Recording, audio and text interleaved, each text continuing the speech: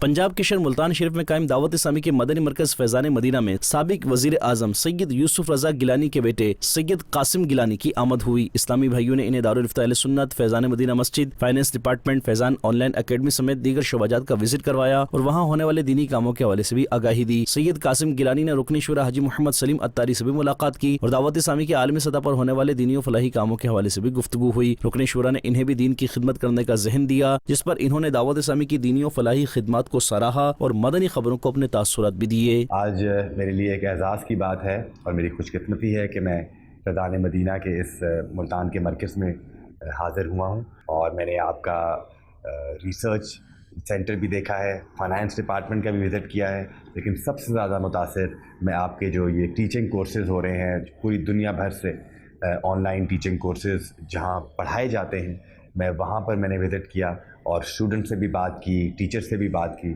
और मुझे देख के बहुत खुशी हुई है। और मैं ये समझता हूँ कि जो काम आप कर रहे हैं ये पाकिस्तान में ऐसा काम कोई नहीं कर रहा, इसकी बहुत कमी है। मुझे बताया गया है कि 55 के करीब इस्लामिक कोर्सेज़ यहाँ पढ़ाए जा रहे हैं। आपको बेस्ट विशेस कहता हूँ और अल्लामा इलियास अता कादरी साहब के लिए हमारी बहुत नेक तमन्नाएँ हैं, दुआएं हैं इनके लिए। अल्लाह ताला उनको लंबी ज़िंदगी दे और उनका साया हम सब के सरों पे कायम और दायम रखे।